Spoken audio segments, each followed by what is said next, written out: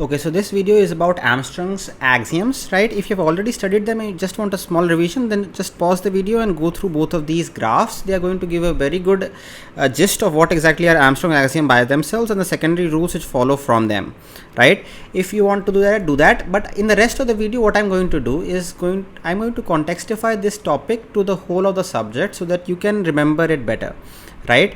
Because Armstrong axioms by itself are about functional dependencies, right? What are functional dependencies? Functional dependencies are a design centric concept, not a particular instance concept, right? You must have studied this at some point, that functional dependencies are a property of the design of the schema, design of the DB, the DB schema, right? The DB schema is called the design, right? So the functional dependencies, FDs, are a property of the schema and not of the current instance of the schema, the current DB, right? So that is one thing that you must keep in your mind, right? If you were to be given the table, if you were to say, for example, use SQL and fetch a particular table and you see particular informations in the fields, and from that the information that was presented to you, you deduced something.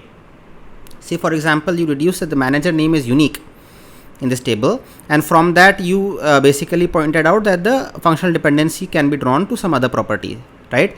That deduction by itself is extremely faulty, right? Prone to fault.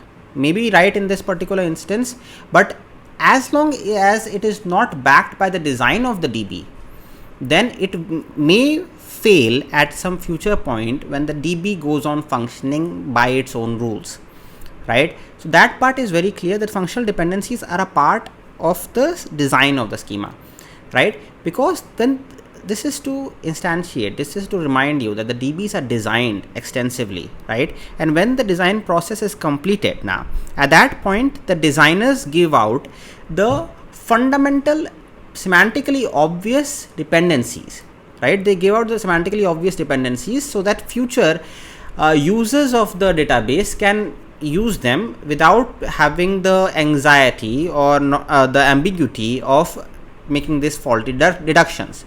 Because at some point, if the programmer and the maintainers of the DB are starting to make these kind of faulty deductions, that point the DB is gone, right? So do not really go on with that process.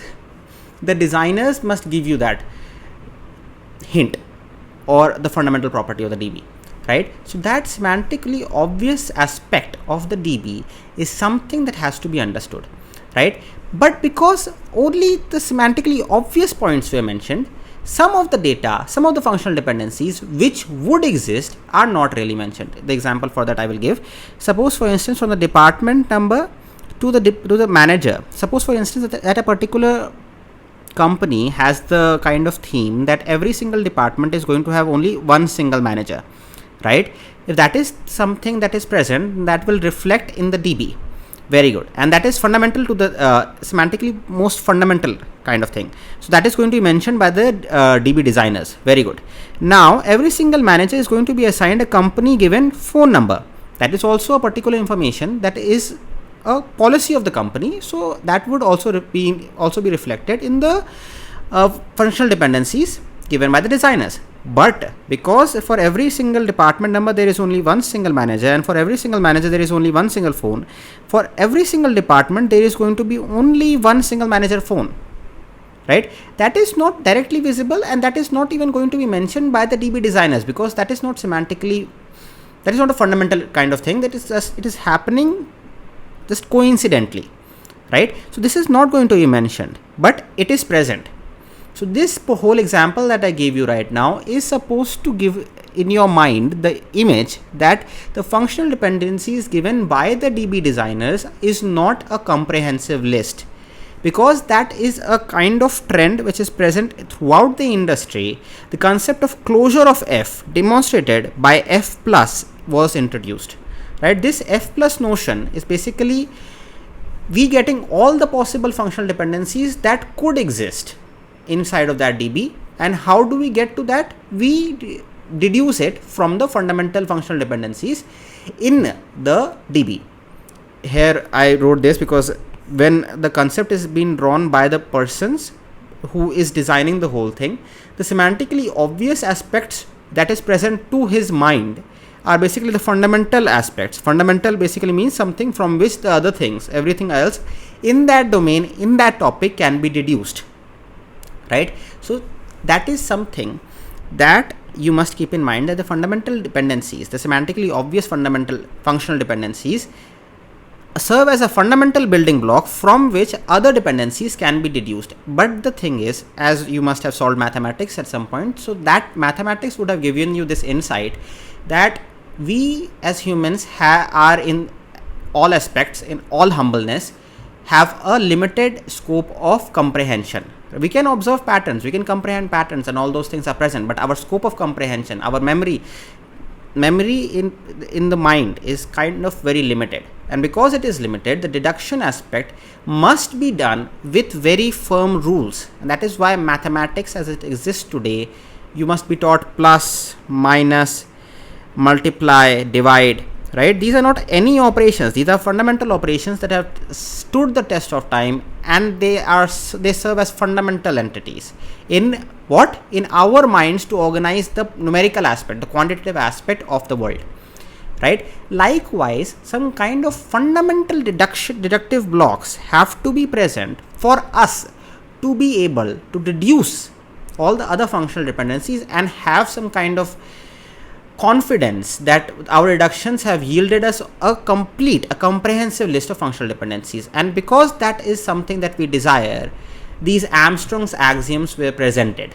This is the need, the existence defining trait of Armstrong's axioms, right? From these Armstrong's axioms, if followed rigorously, patiently, and with a lot of effort, you are going to get to every single functional dependency that could possibly exist if you were given the semantically obvious, the fundamental functional dependencies that the designers themselves had kept in mind. That is something that is present, right? And from these three axioms, these secondary axioms are nothing but a very common kind of pattern which is observed and used oftenly, frequently. So these were also deduced, right? So obviously I'm not going to prove these secondary axioms rules can be deduced from these axioms. Axioms is a self-evident truth, right? I'm not going to deduce every single one of them, but I'm going to do for one particular entry so that you get the gist of what exactly they mean. But the fundamental, these reflexivity and all these, I'm going to explain in depth so that you have very clear understanding of that. I will do that. First of all, reflexive rule. This is kind of a trivial kind of rule. This is a trivial rule. Trivial rule means that the presence of it or the absence of it does not really matter, right? Suppose, for instance, that you were to be going to some kind of accountant, and you give your name, you give your Aadhaar number, you give a lot of information to him, and then after that he gives you your name back. You're going to say, what exactly did you do? You did not use a DB at all. You just gave me my name back.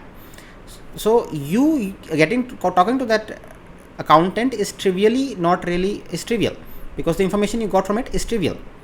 Its presence, it being given back to you, does not really matter. That is exactly what this thing means. This whole axioms, right? This part, x being a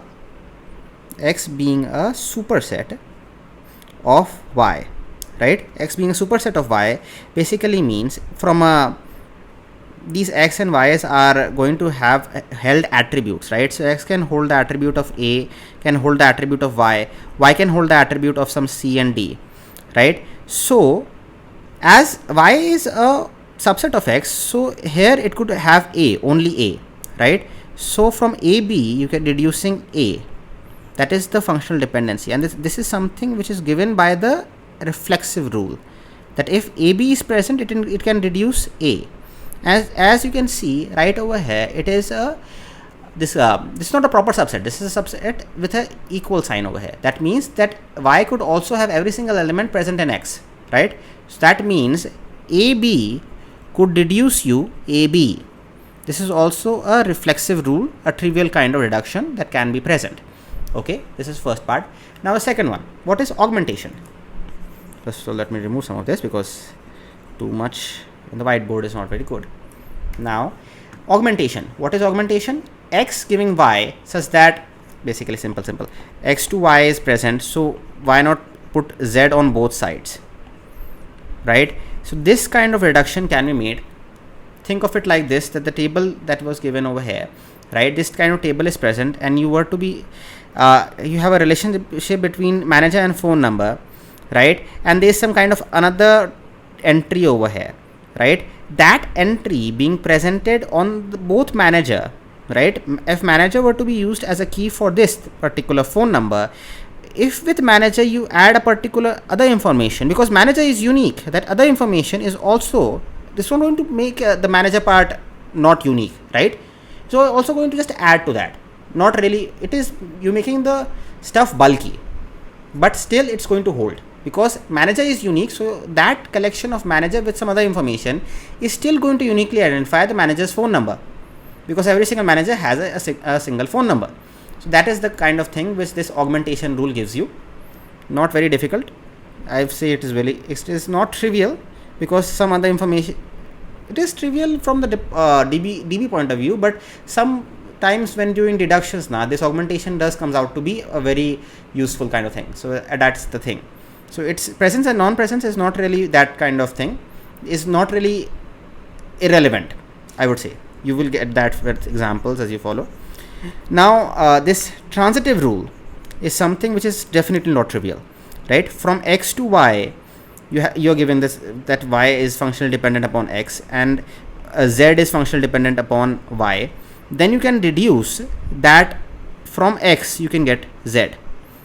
Very clear, definitely very clear, because obviously when you do mathematics you can write it like this and then say yeah now it works, I know, but keeping this as a very clear rule in your mind helps. That is something, when you look at it at itself, it does not really look very complex, but when extremely big DBs are being presented, you write algorithms, these rules are going to be used, right? Now I'm going to prove this composite part, this particular rule, to you by means of these three rules. Okay, let's do that. So this composite rule I am going to prove. Okay, paste this image over here. So what have I been given, right? I have been given that x is function y is functionally dependent upon x and z is functionally dependent upon t, right? So what I have to deduce is that xt is functionally dependent upon yz. Okay, that is something that we have to do. Let's, because both of them are completely equivalent now, so let's pick one of them. Okay, so x to y we have picked, right? And now let's see, this t is to be present to the left side, right? So let's use the augmentation rule, right? Let's use the augmentation rule. In the augmentation rule, I can place any entry, right? I can place any entry, let's say this z, and then add it to both sides, right? And that is also a valid entry. Okay, let's do that. So I'm going to, from this, by augmentation rule, I can say that xt gives us yt. Very good. Augmentation rule. I got this. Now listen. This t I have to turn to z, right? Now by itself, if you were to observe all the rules from the axioms, you can be very confused as to how can this thing be done, right? At this point, I will remind you that this kind of notation that is present now is actually, what it means is that we are it's kind of a shorthand for writing this, right? From these two we are deducing this and this. Because it is like this, we can directly envision, that is exactly what we are trying to say, that xt is giving you y and xt is giving you t, right? From this part you're given and this segment was present, right? T gives z. So this thing t gives z, if were to be given to you, this part will deduce out what? This part will deduce out by transitivity. This transitive rule, that if x, y, there is a functional dependency like this and then y is reducing z, then x to z is also functional dependency, right? So that part is going to be present here. Xt is giving you t, and from that t you're getting z. So we can directly remove this middle term t and get to what? And get to that xt gives us z, right? So what we have xt gives us y, we have xt gives us z, right? And this kind of notation was what we initially started with. Just put it back together, what you get? Xt gives us yz, and that is exactly what you wanted.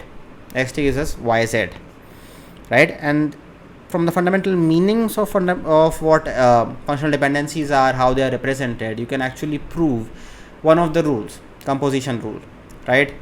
And likewise you can go for every single one of them if they can be proved and can be deduced, and then you can have better clarity on the whole thing. As for me, I will give you something that solve questions. They are going to help you remind the whole thing, and I do hope that I was able to contextify the whole thing. You understand this in a clear manner, so that in future you can explain it to somebody else and also have a clarity on the subject right now. And with that, please give your feedback as to how I explained, and I will see you in the next video.